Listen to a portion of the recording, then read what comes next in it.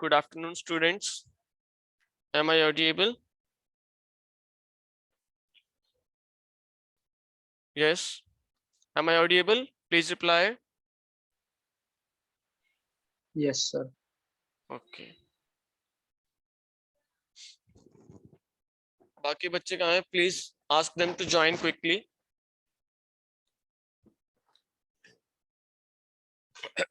So how is your preparations going on for the Diwali celebration?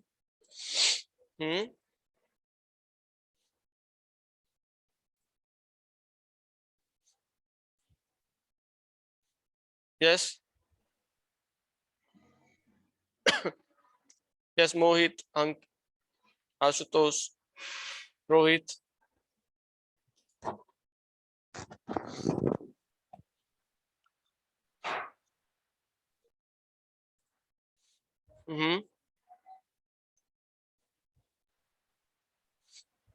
Sir बढ़िया चल रही है. Okay.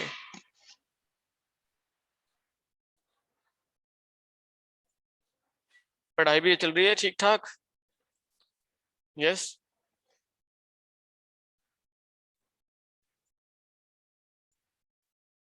Keep it as a primary. Okay.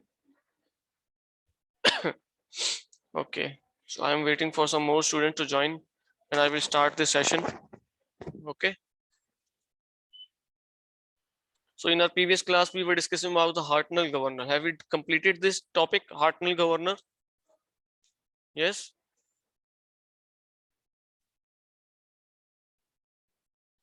ये हो गया था Hartnell.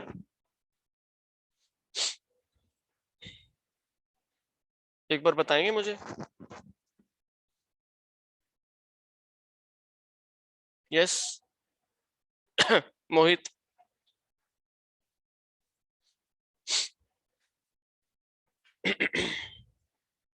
Mohit.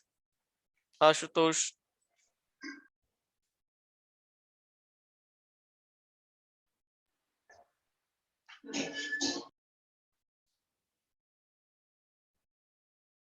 ठीक है, चलो एक बार इसको ना दोबारा से करते हैं.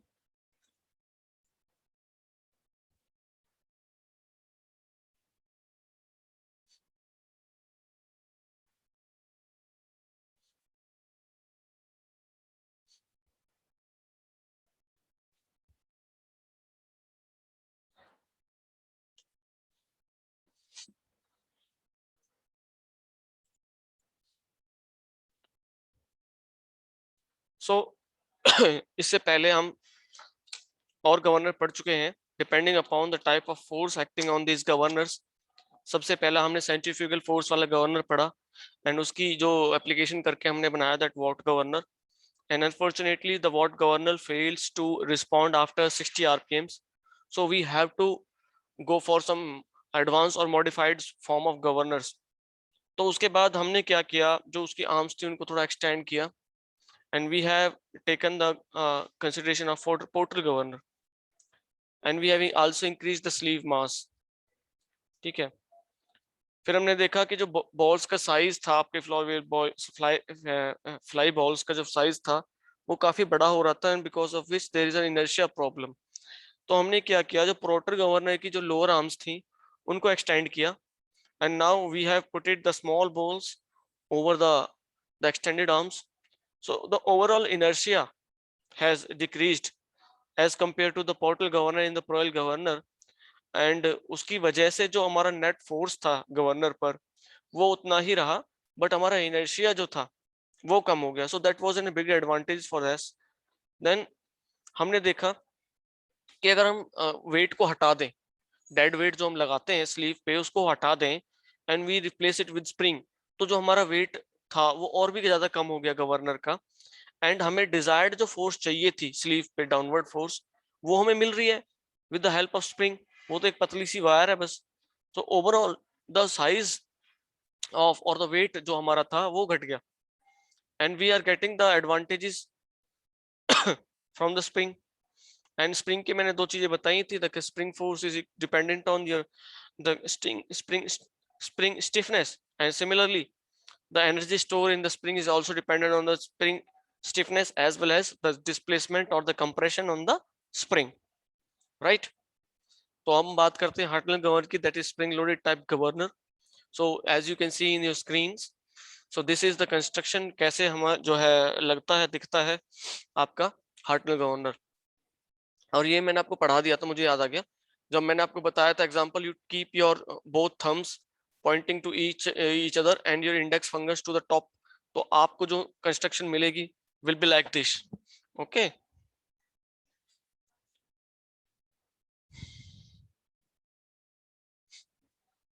now so because of this spring there is an downward force acting on this sleeve. तो इस स्लीव की मूवमेंट से जब ये डाउनवर्ड फोर्स लगाएगी तो ये balls will come close to the axis of rotation. तो ये कुछ कंस्ट्रक्शन इस तरह से हो जाएगी, राइट? और ये वाला पोजीशन यहाँ आ जाएगा ऐसे, सिमिलरली यहाँ पे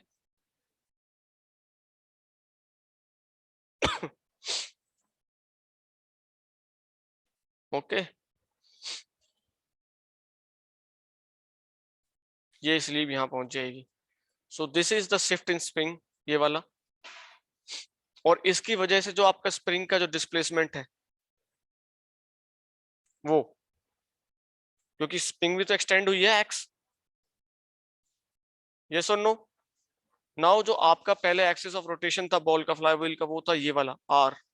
now the axis of rotation ये हो गया R dash. This is the condition when the omega is decreasing. ठीक है, समझ पा रहे हो? Yes, sir. Now if omega is increasing, these balls will apply centrifugal force outwards.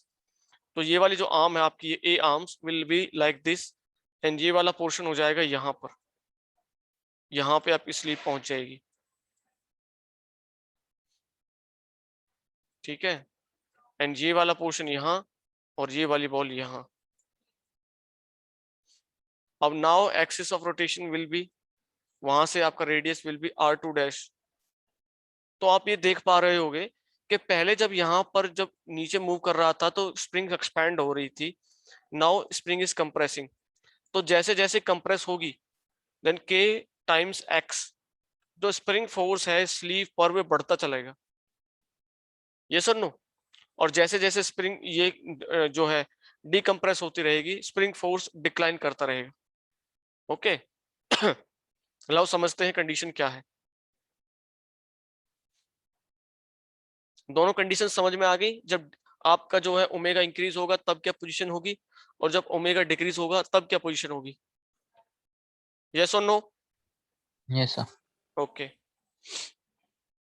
सो वही हमारा पुराना नोटेशन है, small m is the mass of the fly balls and capital mass is the mass of sleeve. But here the mass of sleeve is much more lesser than we use in your Proell governor or the Porter governor, because वो उस inertia को कम करने के लिए we have introduce an spring. उससे हमें वही फोर्स मिल रहा है mg जो उस मास के बराबर था, बट आपका जो स्प्रिंग का जो मास है ना वो कम है as compare to the dead weight जो हम स्लीव पे लगाते थे. ये चीज समझ में आ रही है कि हम उस डेड वेट को हटा के स्प्रिंग क्यों इस्तेमाल कर रहे हैं, रीजन क्या है उसके पीछे? समझ पा रहे हो बात?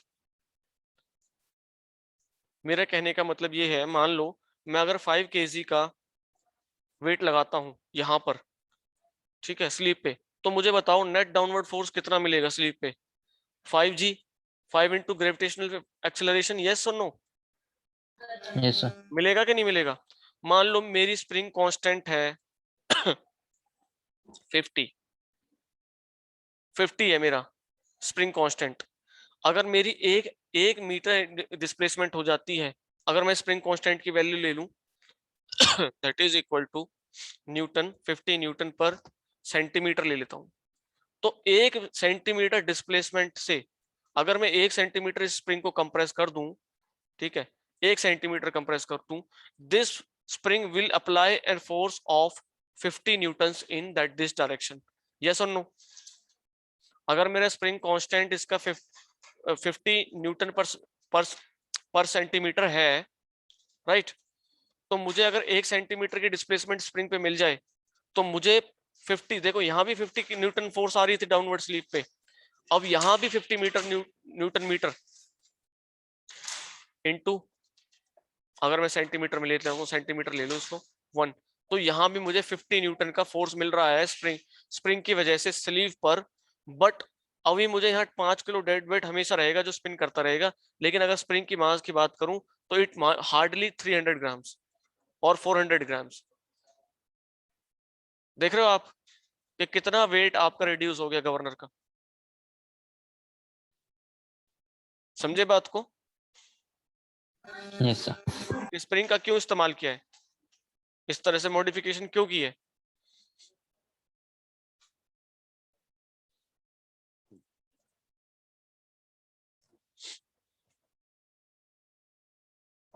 ओके, अगर आपका न्यूमेरिकल में अगर स्लीव का मास दिया हो तो कंसिडर करना, अदरवाइज कंसिडर, अगर नहीं दिया है ना तो जीरो मान लेना, capital M is equal to 0, right? So this is the diagram जो भी मैंने आपको बना के दिखाया कि लोअर पोजीशन कैसी होगी when omega is declining and when omega is increasing means your rotational speed is increasing, so the outward force acting on the governor will be high, and because of this lever जो आपका था ये वाला, this will be like this.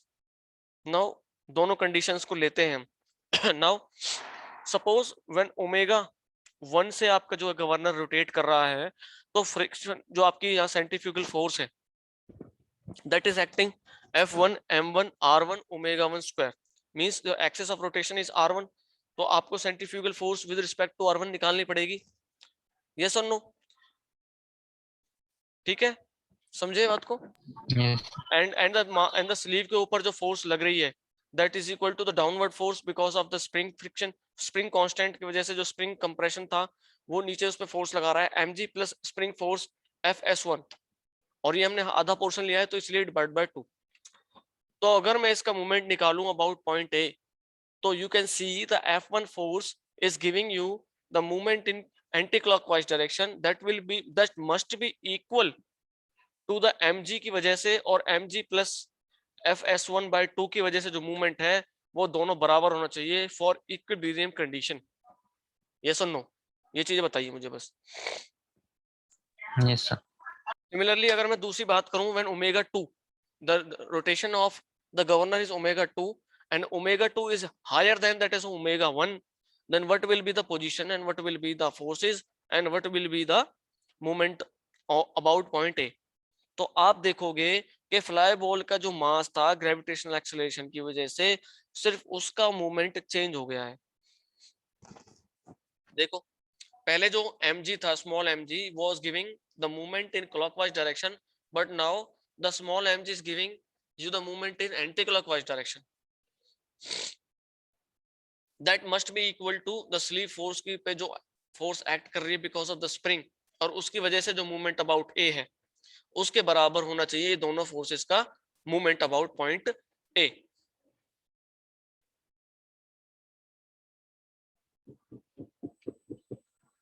यहाँ पे हम वही लगाएंगे, that is force of action, जो आपकी एक्शन फोर्स है, जो आपकी लाइन ऑफ एक्शन से डिस्टेंस है आपके पॉइंट का, वो vertical distance multiply by the force will give you the movement, right? So अगर मैं पहली कंडीशन की बात करूं तो F फोर्स है, अगर मैं पॉइंट ए के अबाउट निकाल रहा हूं तो लाइन ऑफ एक्शन इस फोर्स का ये हो गया, जिस पॉइंट के अबाउट निकालना है मैंने बताया वहां पे लाइन ड्रॉ करनी है, सो this is the distance, right? Similarly अगर मैं mg की बात करूं तो this is the distance, yes और नो? Yes, sir. एंड यहाँ पे भी यही होगा, और यहां से ये वाला। So after calculating we get this equation. अब यहाँ पे एक चीज देखो, जब आप ये वैल्यू निकालोगे ना इससे ये, तो ये आपको पूरे स्ट्रेट लाइन नहीं मिल रही है क्या? स्ट्रेट लाइन, ये वाली स्ट्रेट No. लाइन नहीं है ना, तो आप वर्टिकल डिस्टेंस ये होना चाहिए, लेकिन ये कैसे होगा? तो या तो आपके पास यहाँ पे वैल्यू हो थीटा की कि कितना डिफ्लेक्ट हुआ है, तो आप यहां से निकाल सकते हो, फिर ये ए है तो ये ए cos थीटा हो जाएगा। होगा कि नहीं होगा? यस और नो? तो हम क्या कर रहे हैं, हमने एक कंडीशन ली, मान लो this is the initial condition, जब आपका बिल्कुल परफेक्टली ये 90 डिग्री पे था ये मूवमेंट यहाँ पे।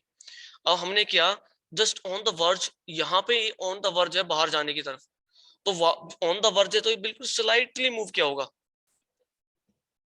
मतलब theta is almost tend to zero, limit theta is tending to zero. Zero नहीं है लेकिन जीरो भी, जीरो से बड़ा भी नहीं है theta. So in that case जो आपका ये वाली फोर्स थी, ये इस डायरेक्शन में कोशिश कर रही होगी इसको टर्न कराने के लिए, मैं इस वाली सिचुएशन की बात कर रहा हूँ। तो इसकी ऑब्लिगिटी जो है, इसका जो ये वाला मैं ये वाला पोर्शन बता रहा हूँ, दिस इज द ऑब्लिगिटी, इसको मैं नेग्लेक्ट कर रहा हूँ for calculation purpose only, right? ताकि हमें एक फॉर्मूला मिल जाए, यूनिवर्सल फॉर्मूला, ताकि हम इसको कहीं अप्लाई कर सके, वैल्यूज हम फाइंड आउट कर सकें। So for our consideration, we are neglecting this obligatory and we are taking this जो distance है, इसको यही वाला distance ले रहे हैं a. So the equation will become f1, अगर इसका मैं vertical distance लूं into a, यही होगा, is equal to Yes. mg, और mg का distance कितना है यहाँ से यहाँ भी, बताओ। देखो अब मुझे बता दो आपको, अब तो मैंने बहुत चीज बता दी आपको ये चीजें, अब प्लीज चुप मत रहो।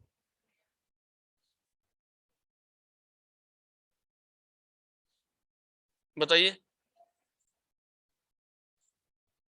अरे mg की वजह से a के अबाउट कितना मूवमेंट आएगा, वैल्यू बताओ मुझे परपेंडिकुलर डिस्टेंस की। B है। Yes B. कितना टाइम लगाते हो? नाउ इसकी वजह से बताओ कितना होगा, और प्लस करना है कि माइनस?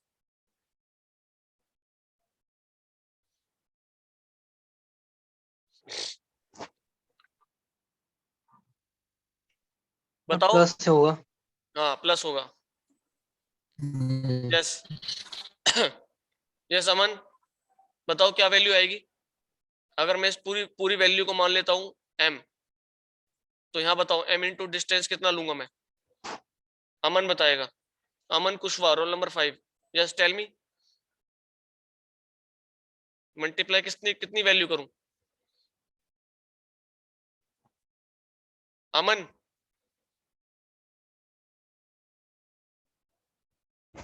अमन सुन पा रहे हो Aman? Roll number 5 Aman. I am asking one more time, else I will remove you.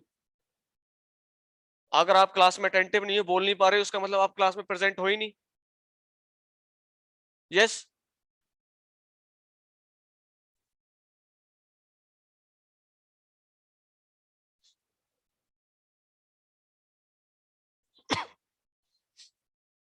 Yes Ashutosh बताओ।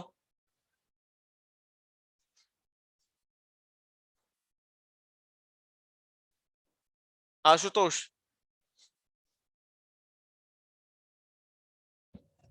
आशुतोष सिंह यादव सुन पा रहे हो? Yes. बताओ बच्चे, गलत बताओ, नहीं आता गलत बताओ, पर बताओ। Participation is necessary, may be it will be wrong, कोई फर्क नहीं पड़ता मुझे। आप यहाँ सीखने आए हो, अगर आप गलत बताओगे तो कोई दिक्कत नहीं है, पर बताओगे नहीं, दैट इज अ प्रॉब्लम। क्या आप यहाँ आए हो सीखने के लिए, आप सीख के नहीं जा रहे हो,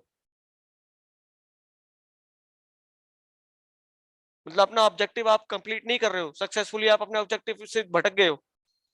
आपको पहले भी कुछ नहीं आता था, यहाँ सीखने आए, आप फिर भी सीख के नहीं गए। आपको नहीं आता तभी तो आप यहाँ आए हो, और आप सीख नहीं रहे हो, तो इसकी किसकी गलती है?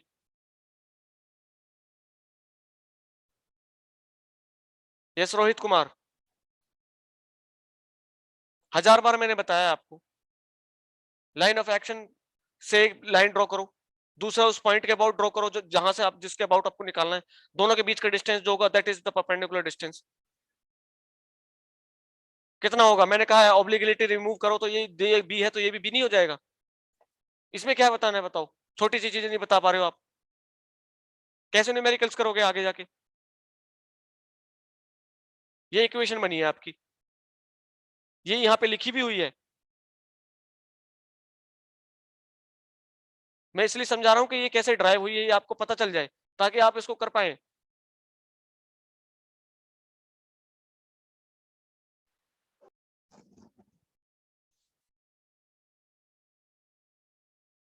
ओके, तो सिमिलरली जब ये वाली इक्वेशन हमने बनाई है so that at that time हमने ऑब्लिगेटरी को एलिमिनेट किया है, ठीक है, इसको हमने ऐसे कंसीडर किया है कि यहीं पे होगा। अब क्या कर रहा है, ये वाला जो पोर्शन था ये हमारा हो गया कंप्लीट। नाउ अभी ये बॉल पे फोर्स इधर लग रही है, now this is F2, force यहाँ पर लग रही है और ये हल्का सा इसको इधर बाहर निकाल के ले गई है। दिस एंगल अगर आप देखो तो it will be tending to zero also. But एक चीज देखो, पहले ये वाली पोर्शन यहाँ था, तो ये वाला जो मूवमेंट था mg का, स्मॉल mg का, वो क्लॉकवाइज में दे रहा था। But now at this point one just point of verge of motion के ये बाहर निकलेगी बॉल, अब बस निकलने ही वाली है। तो at that point of time मुझे ये बताओ कि mg वाला जो फोर्स है वो कौन सी डायरेक्शन में आपको मूवमेंट देगा, नेट मूवमेंट किस डायरेक्शन में होगा, whether it will be in clockwise direction or in anti clockwise direction. Anti clockwise. Yes absolutely. So ये वाली कंसीडर, ये वाली सिचुएशन तो आपको दिखाई गई है ताकि आप समझ पाओ कि हो क्या रहा है, क्योंकि अगर मैं इसको बिल्कुल से हल्का सा लिखा के दिखाते रहा ना तो आप समझ नहीं पाते। इस थीटा को आप एज्यूम करके चलो, इट्स ऑलमोस्ट नेग्लिजिबल। तो उस पॉइंट पे हम इस वैल्यू इक्वेशन जो है बना रहे हैं, अगर इस पॉइंट पे बनाएंगे तो यहाँ पे बहुत सारे cos theta sin theta components घुस जाएंगे इसके अंदर, and that will make the equation very complicated for you. ठीक है, तो हमें मेन मकसद क्या है कि अभी हमें मूवमेंट निकाल के फोर्स जो इक्विलिब्रियम है वो अचीव कर लें, और हम एक ऐसा फॉर्मूला जनरेट कर लें जिससे हमें ये पता चल जाए कि मान लो थोड़ी सी डिस्प्लेसमेंट होगी तो हमें कितना स्प्रिंग फ्रिक्शन या स्प्रिंग कांस्टेंट कितनी वैल्यू चाहिए उस स्प्रिंग की जो हम इसमें लगाएंगे, ताकि हमारा गवर्नर अच्छे से काम कर सके। राइट, चलो आगे बढ़ते हैं। इतनी सी 2 मिनट की बात थी, पूरा 15 मिनट लगा दिया आपने इसमें समझने में। सो आफ्टर कंस्ट्रक्शन दीज हम दोनों की वैल्यू निकालेंगे कि दोनों में फोर्सेस में कितना फर्क था, कि वो अंदर से बाहर जो जा रहा था फोर्स, जो पहले mg को क्लॉकवाइज मूव कराने के लिए मजबूर कर रहा था, अब वो mg को एंटी क्लॉकवाइज कर रहा है, तो व्हाट इज दैट फोर्स जो उसको मूव करा रहा है। सो दोनों का डिफरेंस निकालेंगे तो we will get that value. Yes और नो? नहीं समझे? अरे पहले ये पोजीशन थी ना। यस सुन पा रहे हैं? दिस इज कंडीशन 1, ठीक है। और मैं इसको बेटर मैं आपको दिखाऊं तो ये इस तरह से था, ये लगाओ ऐसे था, बहुत छोटा सा, यहाँ बहुत छोटा सा, बहुत छोटा, और यहाँ भी बहुत छोटा। अब ये था, अब इसको क्या किया, अब ये ऐसा हो गया, बहुत छोटा, बहुत छोटा, छोटा छोटा, ये इधर ऊपर आ गया है यहाँ। अगर मैं दोनों को सुपर इम्पोज करूं तो it will be like this.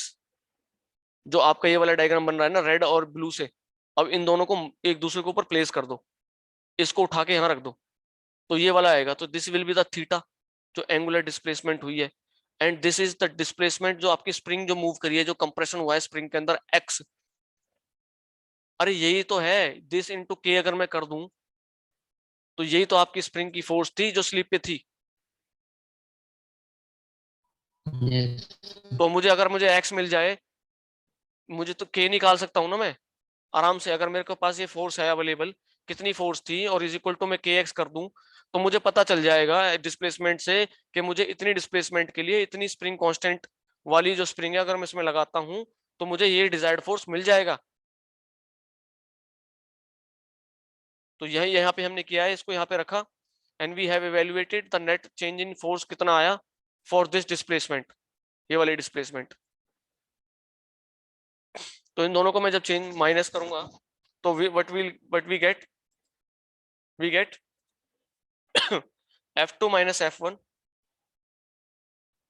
okay, and mg will cancel out. Yes, this will cancel out क्योंकि because of the magnitude same है दोनों का, this will cancel out। और हमारे पास यहाँ बचेगा नीचे divided by 2, I will multiply that by either, so F2 minus F1, A is common, multiply by 2 divided by this B is equal to FS2 minus S1। तो आप देख पा रहे हैं कि जो F2 minus F1 that is the force because of the centrifugal force acting on the fly balls, omega की वजह से आपकी स्पीड जो हो रही है उसकी वजह से F2 minus F1 is the force जो उसको पुल कर रहा है and is equivalent to that is B by 2A times of the spring force। ये spring force ही तो है FS2 minus FS1। सो आप देख सकते हो कि जो आपकी फ्लाई बॉल्स की फोर्स है वो इक्विलिब्रियम कंडीशन में B by 2A times spring force पे डिपेंडेंट है। यस और नो?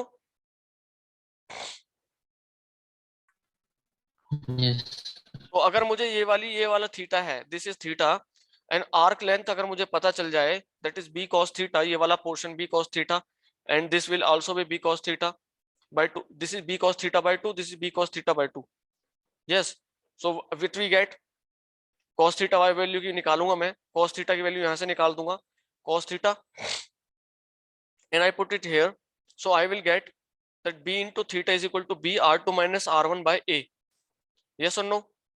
एंड एडिशनल कंप्रेशन कितना हुआ है x2 minus x1, यहां से जो हुआ है additional compression because of the velocity change और रोटेशनल वेलोसिटी चेंज की वजह से जो हुआ है।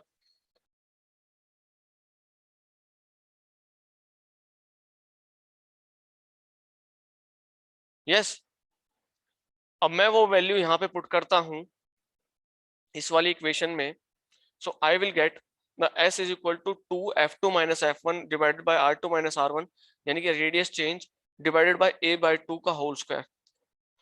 यस और नो? तो अब मुझे ये बताओ, अगर स्प्रिंग कांस्टेंट आपको निकालने के लिए बोल दे तो देखो F2 ऑफ F1 हम निकाल सकते हैं किससे? ओमेगा से, m r ओमेगा स्क्वायर से।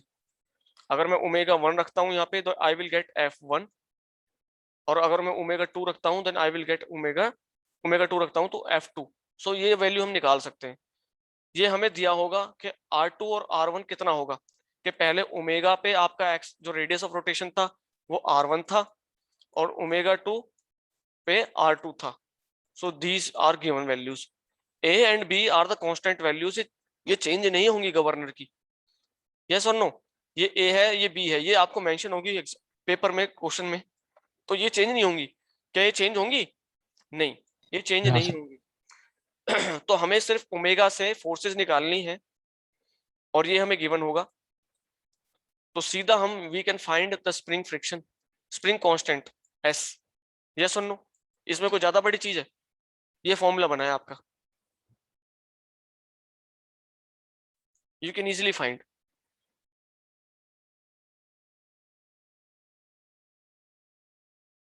राइट? यहां तक क्लियर हुआ? Yes, sir. ओके, नाउ अगर वो हमसे पूछने लग जाए कि स्प्रिंग कंप्रेस कितना हुआ या कितना वो होगा, तो देखो जो हमें डिस्प्लेसमेंट मिला है बी थीटा से हम निकाल सकते हैं वैल्यू कि हमारी स्लीव की मूवमेंट कितनी हुई है, उसकी वजह से कितना फोर्स उस पर अप्लाई हुआ है। अगर मैं उसे डिवाइड कर दूं then I will get the displacement. And also अगर मुझे स्टिफनेस मिल जाए और फोर्स मेरे पास है FS1, स्टिफनेस मैंने यहाँ से निकाल ली, and I have the force, then I can also find the displacement. तो इनिशियल ये थी, फाइनल ये होगी। यस और नो? ये आपके सामने है। अरे Yes यार, sir. मैं ये कह रहा हूँ force is equal to stiffness, जो आपकी स्प्रिंग की स्टिफनेस है मल्टीप्लाई बाय डिस्प्लेसमेंट होता है। अगर मेरे पास फोर्स है और मेरे पास स्टिफनेस है तो मैं ये नहीं निकाल सकता कितनी डिस्प्लेसमेंट हुई है स्प्रिंग के अंदर? Yes, sir. फिर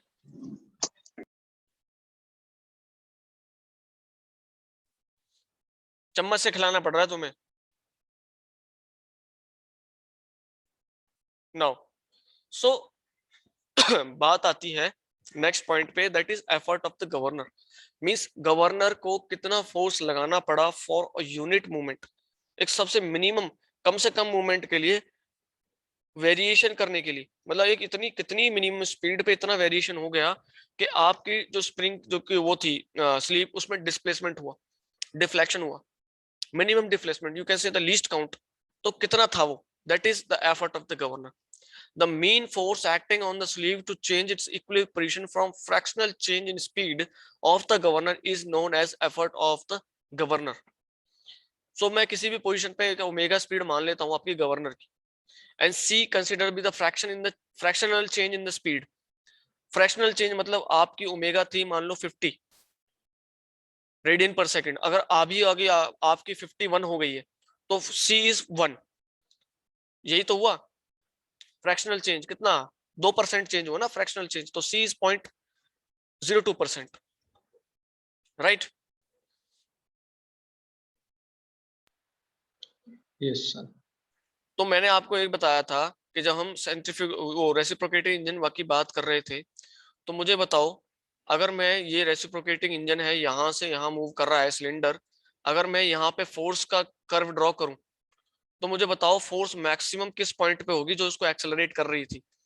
जब ये यहाँ से बढ़ रहा है तो एक्सेलरेट हो रहा था, फिर यहाँ से इसको रिटर्न होना है, डायरेक्शन इसको रिटर्न होनी है नीचे, तो यहाँ पर ये मैक्सिमम पे होगा, फिर इसके बाद यहाँ पे क्या होगा, योर एक्सेलरेशन डिक्रीज करेगा, तो मैक्सिमम फोर्स यहाँ पर होगी।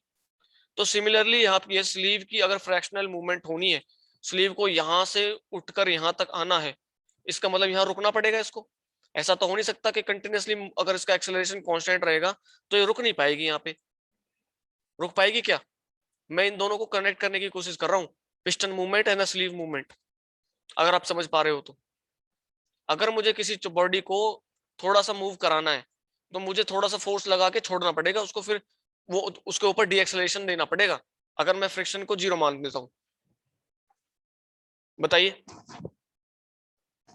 Yes, sir. तो यही यहाँ पे हो रहा है कि when we want to shift this sleeve upward, we have to gradually apply some force on it and it will be the maximum at its mean position, और जहां पर वो रुकेगा then also the force will be 0। अगर उस पे उस point पे पर जाकर फोर्स मैक्सिमम रही या कुछ फोर्स रही, there will be certain displacement also। तो हमें अगर पॉइंट स्टेशनरी करना है, the net force acting at that point must be equal to 0। यही होगा क्या, होगा नहीं होगा। सो दिस पैराबोलिकल जो आपको डिस्ट्रीब्यूशन दिखा हुआ है फोर्स का, this is actually the force variation when the sleeve is moving from point 1 to point 2 because of the fractional change in the velocity or fractional change in the your governor speed that is connected to the shaft, that is crank shaft of your engine. तो उसमें जो fractional change हुआ, उसकी कितना fractional change हुआ कि sleeve की movement हो गई, that is the effort of governor, right. समझ में आया। Yes, sir. अभी भी किसी को समझ नहीं आया तो पूछ लो मुझसे।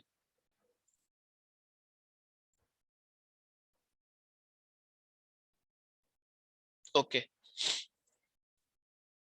सो देखो यहाँ पे मेंशन भी किया हुआ है that force is net force is equal to 0, यहाँ पर भी net force equal to 0। So for that अगर यहाँ से पहले स्टेशनरी पोजीशन में था, इसका मतलब इक्विलिब्रियम में था, net force is acting on this body must be equal to 0। तभी तो ये स्टेशनरी में था। इस पे हमने ग्रेजुअली कुछ फोर्स लगाई जो थोड़ा थोड़ा ग्रेजुअली इंक्रीज किया, फिर मैक्सिमम पॉइंट पे एक्सेलरेट किया। मैक्सिमम पॉइंट के बाद इसको हमें डी एक्सेलरेट करना था क्योंकि हमें इसको दोबारा से इक्विलिब्रियम में पहुंचाना था, तो उस पॉइंट पर जाकर भी हमें फोर्स नेट इक्वल टू 0 रखनी पड़ेगी। तो you can see this is the distribution. अगर मैं इसकी वैल्यू निकालूं तो net force will be equal to E/2, क्योंकि पहले मैक्सिमम थी कुछ पॉइंट पे जाके ई मैक्स बाई ई में। देखो एवरेज हम निकालते हैं तो मैक्सिमम माइनस मिनिमम बाय 2 होता है ना, sorry maximum minus plus minimum by 2। अगर मुझे 1 2 3 4 एंड 5 इनका एवरेज निकालना है, मुझे बताओगे जरा एवरेज कितना आएगा। 5 मेरे पास टर्म्स हैं 1 2 3 4 5, what will be the average, बताओ जल्दी बताओ। 1 2 3 4 5 का एवरेज बताओ कितना होगा। अमन, अमन कुशवाहा, रोल नंबर 5। अमन कुशवाहा, रोल नंबर 5।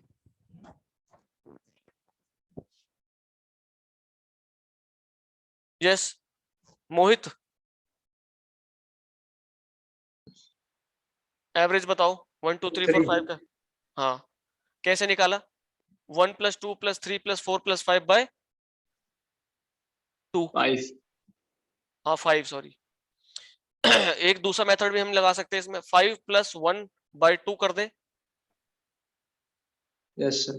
तो क्या हो गया? मतलब मैंने मैक्सिमम कितना था प्लस मिनिमम कितना था, और दो टर्म्स उठाई है तो बाय 2। तो यहाँ पे भी क्या किया है मैंने, मैक्सिमम मान लो मेरी फोर्स ई थी, मिनिमम क्या थी 0, तो E + 0 by 2 that is E by 2। This is the mean effort, mean force जो इस पे लगा है। समझे बात को? ये क्या नाम है इसका, अमन, अमन कुशवाहा, अमन कुशवाहा सुन पा रहे हैं? Aman Kushwaha roll number 5। Yes sir. आप बोलते क्यों नहीं हो? मैं कितनी बार आपको बोला है? सर नेटवर्क एरर हो रहा है आज, सॉरी सर। नेटवर्क एरर क्यों हो रहा है? अगर ऐसे रहेगा तो लाइफ में भी पता नहीं। नेटवर्क एरर आ जाएगा, फिर कैसे करोगे? समस्याओं से लड़ो, उनका समाधान करो, एक्सक्यूज मत बनाओ उनको। Okay okay sir. हाँ ध्यान रखना, आज की अटेंडेंस नहीं मिलेगी आपको। ओके सो यही आपकी वैल्यू हमने निकाली है यहाँ से। This is equal to the E by 2 is equal to C 1 + k 2 mg + mg 1 + k। So C क्या है? That is fractional change. Okay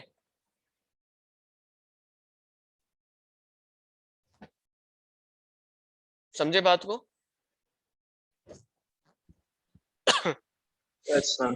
so these are the conditions for Porter government and Hartnell governor के लिए। क्यों हो जाएगा? Because sleeve मास यहाँ पे है नहीं। So E by 2 C M G plus जो नीचे का जो है फ्रिक्शन, जो है स्प्रिंग का जो फोर्स है दैट इज एफ एस। तो M G plus F S into C times, क्योंकि यही तो फोर्स इसको नीचे पुल कर रहा है। और पोर्टल गवर्नर में ये वाली वैल्यू आएगी जो हमने निकाली थी पीछे। So you can find the effort of the governor. अगर पोर्टल गवर्नर हार्टनल गवर्नर दिया है, आप सीधे यहाँ पे वैल्यू रखिए and you can find the value for the effort, right? C will given you आपको दी होगी, एमजी दिया होगा, एफएस आपको दिया होगा, अगर डायरेक्ट पूछता है तो। अदरवाइज आपको एफएस की वैल्यू निकालनी पड़ेगी ये वाली इक्वेशन से जो अभी हमने यहाँ पे सॉल्व की है। ठीक है ना? डिस्प्लेसमेंट निकाल लीजिए, एस निकाल लीजिए, दोनों को मल्टीप्लाई कीजिए, you will get the value of FS. बाकी हम नेक्स्ट क्लास में इसको करेंगे, ठीक है? एक न्यूमेरिकल करेंगे, इसको पढ़ के आना। ये पीडीएफ मैंने आपको दे दी है ना? No, sir. नहीं दी आपको? No, sir. I will send this PDF. ठीक है, एक बार अटेंडेंस बता दो जल्दी से।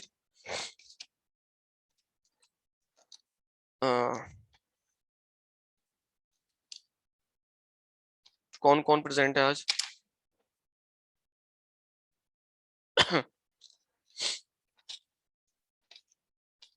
नवंबर 2, यस रोल नंबर 5 है आज, नहीं तो एब्सेंट है इसका तो। यस रोल नंबर 5 हो गया। 12, Present, sir. 13, Yes, sir. Roll number 21, yes sir. और ये कौन है? Rohit, Rohit Jain, roll number 35। Present sir. Rohit आपका है ना 35? Yes sir. और कौन है? Shubham, roll number 19। पेन सर। ओके समझ में आ रहा है आपको? Shubham yes sir. ये क्या ट्रक में बैठे हो क्या?